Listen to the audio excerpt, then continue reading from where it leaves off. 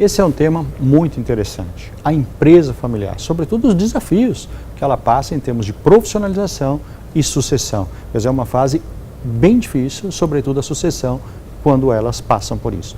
Mas, normalmente as pessoas perguntam o que é uma empresa familiar? Quantas elas têm no mundo? Quer dizer, no Brasil, as estimativas apontam que 95% das empresas familiares são brasileiras. Nos Estados Unidos, 90% das empresas são familiares. Na Inglaterra, 75% das empresas inglesas são familiares. Quer dizer, e as pesquisas mais conservadoras mostram que, no fundo, 69% a 75% das empresas no mundo, existentes no mundo, elas são familiares. E aí vem sempre aquela pergunta, o que faz uma empresa familiar? O que é uma empresa familiar? Eu poderia trabalhar com um conceito lógico, quer dizer, ou seja, mais fechado.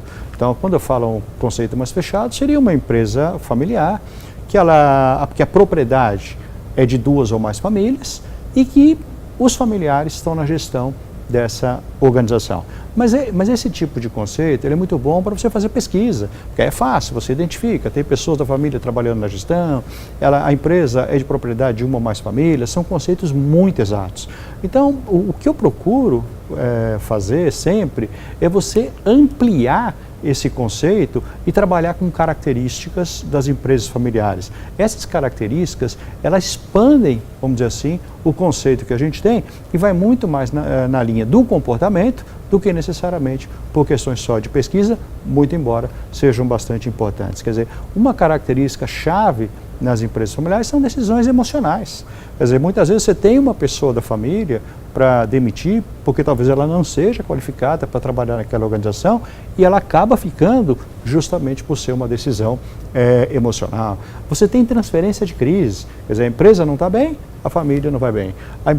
A família não está bem, aquilo acaba refletindo na própria empresa e vice-versa.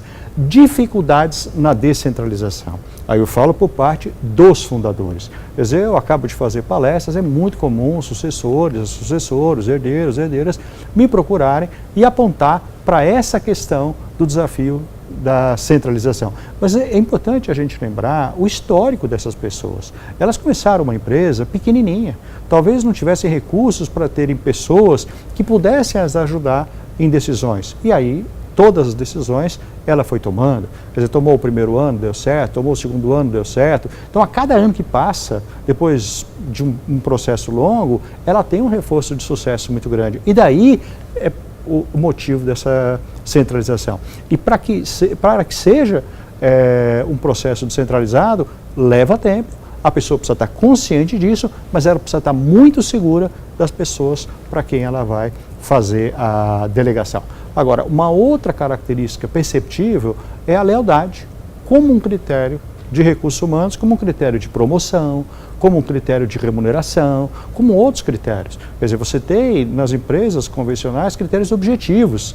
Agora, na empresa familiar, muitas vezes, o que a gente pode chamar de segunda família, o que esses funcionários fizeram ao longo da carreira profissional, junto ao fundador, junto à fundadora, talvez sejam muito relevantes e por isso talvez ele penda. E quando ele vai fazer uma decisão, ele acaba levando em consideração o que essas pessoas representam e representaram no passado dela e no presente e em toda a história da família. Existe uma outra característica que a gente chama de confiança mútua. Essa confiança mútua, nas pesquisas e na própria experiência profissional, é a característica mais recorrente das empresas familiares. E é por isso que quando você vai montar uma empresa familiar, o marido e a mulher, muitas vezes com os filhos ou cunhados, enfim, com a família como um todo.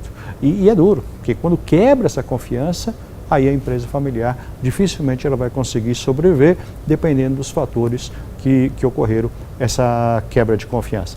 Agora, a dificuldade, muitas vezes, em você separar a família da empresa. Quer dizer, e é uma interação muito única. Quer dizer, por que os filhos vão trabalhar na empresa? Será que é só por critérios de competências ou tem os laços de consanguinidade também? Então você vê que existe uma interação muito grande entre a família e a empresa.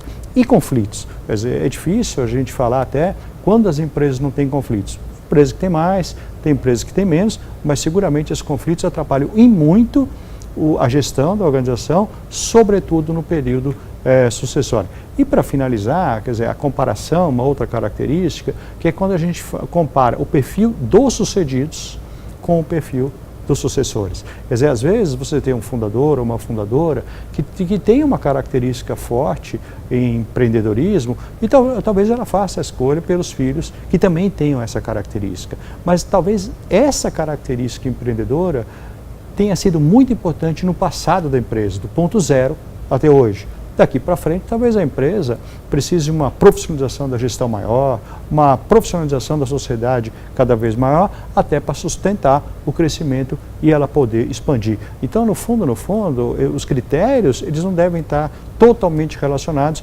somente com os fundadores que fizeram a empresa, que executaram a empresa e que, de fato, fizeram essa empresa crescer. Mas a gente tem que olhar para o cenário, para o futuro e também avaliar as dificuldades e características comportamentais que essas empresas têm.